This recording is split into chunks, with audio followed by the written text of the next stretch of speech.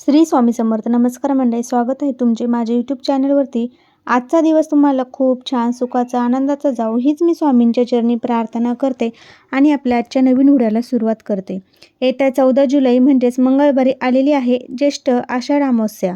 तर या दिवशी ज्येष्ठ महिना संपून आषाढ महिन्याची सुरुवात होणार आहे. या अमावस्येचा प्रारंभ 13 जुलैला सायंकाळी 6:50 होणार आहे आणि समाप्ती 14 जुलैला दुपारी 3:13 होणार आहे. उदयतिथीनुसार ही ज्येष्ठ अमावस्या 14 जुलैला म्हणजे मंगळवारी साजरी केली जाणार आहे. पितरांसाठी जे काही आपण तर्पण, श्राद्ध, पिंडदान किंवा अमावस्याला ज्या काही सेवा असेल, त्या काही उपाय असतील तर ते आपण सर्व काही आपल्याला 14 जुलैला म्हणजे मंगळवारी करायचे आहेत. आपल्या हिंदू धर्मात ज्येष्ठ अमावस्या ही अत्यंत पवित्र आणि फलदायी मानली जाते. या तिथीला तर्पण, स्नान आणि दानाला विशेष महत्त्व दिले आहे. ज्येष्ठ अमावस्या म्हणजे या शब्दातच या अमावस्येचा अर्थ दडलेला असतो. ज्येष्ठ म्हणजे वडीलधारे आणि मोठे व्यक्ती. ज्येष्ठ अमावस्या ही प्रामुख्याने पूर्वजांना म्हणजेच पितरांना समर्पित असते. ज्येष्ठ अमावस्या ही कृष्ण पक्षाची पंधरवड्या तिथीतील येणारी असते. सध्या मराठी ज्येष्ठ महिना सुरू आहे आणि ज्येष्ठ अमावस्या या ज्येष्ठ महिन्याची समाप्ती होणार आहे. या अमावस्येच्या दिवशी सर्वार्थ सिद्धियोग तयार झालेला आहे आणि सर्वार्थ सिद्धियोग केलेले कार्य हे खूप यशस्वी ठरतात असे आपल्या ज्योतिषशास्त्रात सांगितले जाते. ज्येष्ठ अमावस्येच्या दिवशी अनेक लोक आपल्या पितरांसाठी स्नान, तर्पण, श्राद्ध आणि पिंडदान हे करत असतात, ज्यामुळे प्रखर पितृदोषापासून सुटका मिळते. एवढेच नाही तर पूर्वजांचा आशीर्वाद हा देखील प्राप्त होतो. आता काही ठिकाणी या ज्येष्ठ अमावस्येच्या वटसावित्री व्रत हे आहे तर ते करण्याची परंपरा आहे. आपल्याकडे या ज्येष्ठ महिन्यातील पौर्णिमेला वटसावित्रीचे व्रत केले जाते, पण बऱ्याच ठिकाणी बघा या ज्येष्ठ अमावस्येच्या वटसावित्री व्रत केले जाते आणि म्हणून या दिवशी सुवासिनी स्त्रिया आपल्या पतीच्या दीर्घायुष्यासाठी वडाच्या झाडाची पूजा करतात. आता या ज्येष्ठ अमावस्येचा प्रारंभ सोमवारी म्हणजे 13 जुलैला होत असल्यामुळे या अमावस्येला सोमवती अमावस्या म्हणून देखील ओळखले जाईल आणि या दुर्मिळ योग अत्यंत पुण्यकारक मानला जातो. या ज्येष्ठ अमावस्येच्या दिवशी स्नानाला अनन्यसाधारण महत्त्व दिले जाते. या ज्येष्ठ अमावस्येच्या दिवशी ज्येष्ठ हा महिना संपून आषाढ महिन्याची सुरुवात होत असल्याने आषाढ हा महिना जो आहे तर तो अत्यंत शुभ मानला जातो. म्हणून ज्येष्ठ अमावस्येला स्नानाला विशेष महत्त्व दिले जातं. या दिवशी बरेच जण पवित्र गंगेला जाऊन स्नान करतात. पवित्र तीर्थक्षेत्री स्नान केल्याने आपल्या अनन्य पुण्याचीही प्राप्ती होते.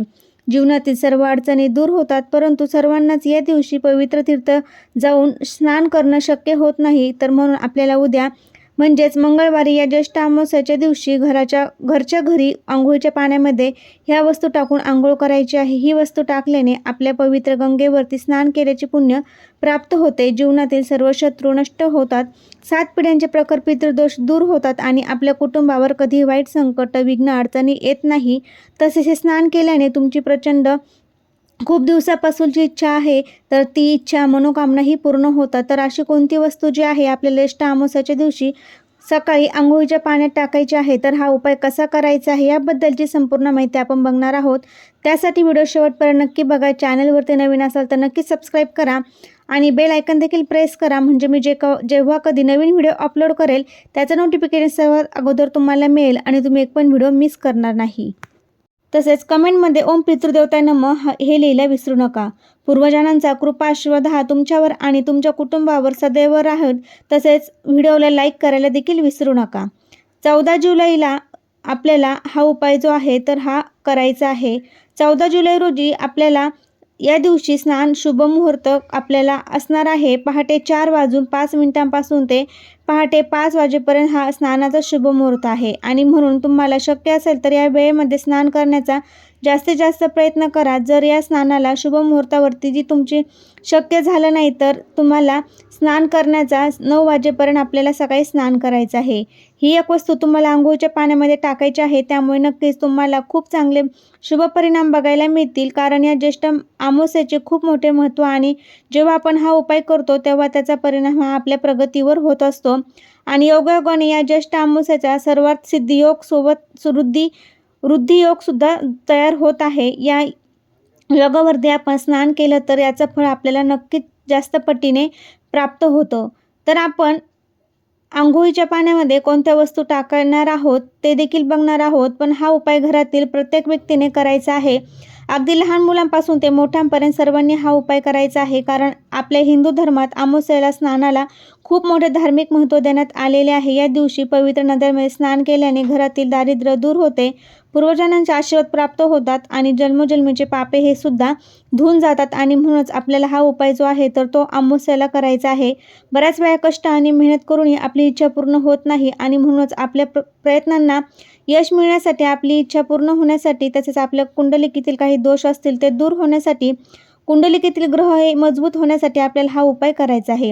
तसेच आपल्याला जीवनात भरपूर पैसा मिळावा, माता लक्ष्मी, भगवान कुबेर देवता आपल्यावरती प्रसन्न व्हावे यासाठी देखील आपण आपल्या आयुष्यामध्ये भरपूर कष्ट, मेहनत, तडजोड करत असतो.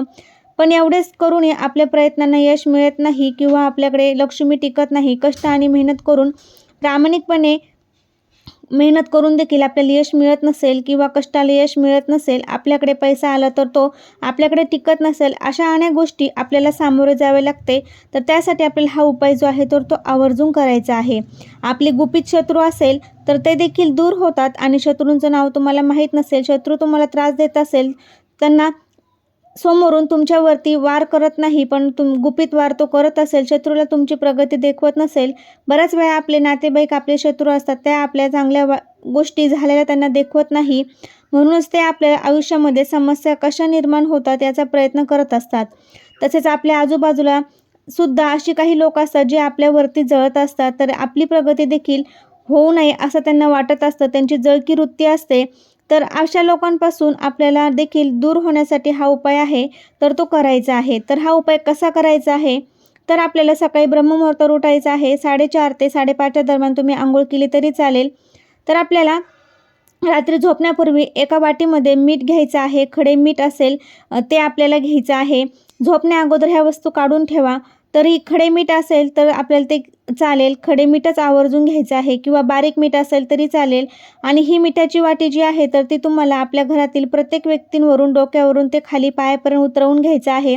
7 वेळा ही मिठाची वाटी उतरवून घ्यायची आहे आणि एका मूठभर मीठ त्या वाटीमध्ये घ्यायचं आहे, जास्त घ्यायचं नाही. आता हे मिठाची वाटी तुम्ही घरातील प्रत्येक व्यक्तीवरून उतरवून घेतल्यानंतर आपल्याला वास्तूमध्ये आपल्या घरामध्ये जो ईशान्य कोपरा आहे तर त्या ईशान्य कोपऱ्यावरती ही आपल्याला वाटी ठेवून द्यायची आहे. आता वाटी घेतलेली प्लास्टिकची घ्या किंवा दुसरी घेतली तरी चालेल. प्लास्टिकची शक्यतो आपण घ्यायची नाही, स्टीलची, काचेची वाटी घेतली तरी चालेल. तर हे मीठ आपल्याला घरातील नकारात्मकता दूर करण्यासाठी जास्त प्रभावी ठरते. तर हा मिठाचा उतारा जो आहे तर तो आपल्या घरातील प्रत्येक व्यक्तीवरून तुम्हाला करून घ्यायचा आहे आणि हे मीठ तसंच तुम्हाला रात्रभर त्या वाटीमध्ये आपल्या घरातल्या ईशान्य कोपऱ्यामध्ये ठेवायचं आहे. दुसऱ्या दिवशी म्हणजे 14 जुलैला अमावास्या आहे तर त्या दिवशी सकाळी लवकर उठायचं आहे, अंघोळीचं पाणी काढायचं आहे आणि घरातील प्रत्येक व्यक्तीने जी वाटी आपण मिठाची भरून घेतलेली होती तर त्यातील थोडं थोडं मीठ आपल्याला अगदी चिमूटभर मीठ ते तुम्हाला अंघोळीच्या पाण्यामध्ये टाकायचं आहे आणि त्यासोबत 1 चमचाभर गंगाजलसुद्धा टाकायचं आहे. आता बऱ्याच जणांच्या घरामध्ये गंगाजल नसेल ते परंतु गोमूत्र असतं, तर गंगाजल किंवा गोमूत्र तुम्हाला 1 चमचाभर आहे तर त्या अंघोळीच्या पाण्यामध्ये आपल्याला टाकायचं आहे आणि हे तीर्थस्नानाचे फळ मिळते म्हणून ही वस्तू आपल्याला टाकायची आहे. आणि मीठ जेव्हा आपण टाकतो तर तेव्हा नकारात्मक ऊर्जा प्रभाव जो आहे तर तो आपल्या शरीरातून कमी होत असतो. आपल्या शरीरावरती असलेली नकारात्मक ऊर्जा आहे तर ती निघून जाते. त्यासाठी आपल्याला हे जे आहे तर चिमूटभर खडे मीठ आहे वाटीतलं ते आणि गोमूत्र किंवा गंगाजल आहे तर ते टाकायचं आहे आणि त्यानंतर आपल्याला या पाण्याने आंघोळ करायची आहे. त्यासोबत आपले एक तुळशीचं पान जे आहे तर ते सुद्धा आपल्याला अंघोळीच्या पाण्यामध्ये टाकायचं आहे. तुळशीचं पान हे अत्यंत पवित्र मानले जाते. जेव्हा अमावास्येच्या तिथीला अंघोळीच्या पाण्यामध्ये तुळशीचं पान टाकली जातात तेव्हा आपल्या शरीरात पवित्र शुद्धता होते असं म्हणतात. त्यामुळे एक तुळशीचं पान सुद्धा टाकायचं आहे आणि यासोबत चिमूटभर काळे तीळ सुद्धा टाकायचे आहेत आणि हे काळे तीळ अंघोळीच्या पाण्यात टाकल्याने प्रखर पितृदोष हा दूर होतो आणि पितरांचे शुभ आशीर्वाद हे प्राप्त होतात. आणि या सर्व वस्तू टाकून तुम्हाला स्नान आहे तर ते करायचं आहे. आणि स्नान करण्या अगोदर सर्वात अगोदर डोक्यावरून स्नान करायचं आहे आणि स्नान करत असताना हर हर गंगे या मंत्राचा जप करायचा आहे आणि ओम पितृदेवता नमः या मंत्राचा जप करायचा आहे. स्वच्छ कपडे आपल्याला स्नान केल्यानंतर परिधान करायचे आहे आणि एक तांब्याभर कलशाभर शुद्ध पाणी घ्यायचं आहे आणि हे चिमूटभर काळे तीळ टाकायचे आहे आणि थोडंसं गंगाजल टाकायचं आहे. 7 अगरबत्त्या तुम्हाला प्रज्वलित करून घ्यायच्या आहे आणि तुमच्या घराकडे जी दक्षिण दिशा आहे त्या दक्षिण दिशेला तोंड करून हे जल तुम्हाला अर्पण करायचं आहे आणि तेथे 7 अगरबत्त्या तुम्हाला लावून द्यायच्या आहे. जेव्हा तुम्ही दक्षिण दिशेला हे जल अर्पण करता तेव्हा ओम पितृदेवताय नमः या मंत्राचा जप करायचा आहे. कारण ही पितृ दिशा आहे मानली जाते, त्यामुळे या दिवशी आपण पितृ जे आहे तर ते आपल्या घरी येत असतात आणि म्हणूनच त्यांना प्रसन्न करून घेण्यासाठी, त्यांचा आशीर्वाद प्राप्त करून घेण्यासाठी, घरातील पितृदोष दूर होण्यासाठी हे जल तुम्हाला अर्पण करायचं आहे. तर अशा प्रकारे हा उपाय तुम्हाला करायचा आहे. पितरांसाठी तुम्ही पिंडदान, तर्पण, अन्नदान, वस्त्रदान करू शकतात. हे केल्याने तुमच्या जीवनातील प्रखर पितृदोष आहे तर ते दूर होतात. जीवनातील सर्व शत्रूंचा नाश होतो. 7 पिढ्यांचे पितृदोष देखील नष्ट होतात. तर अशा प्रकारे तुम्हाला उद्या ज्येष्ठ अमावस्येच्या दिवशी म्हणजे मंगळवारी हा उपाय करायचा आहे. कसा वाटला व्हिडिओ ते कमेंटद्वारे नक्की सांगा. तुम्हाला व्हिडिओ आवडल्यास नक्की चॅनलला सबस्क्राईब करा. श्री स्वामी समर्थ. धन्यवाद.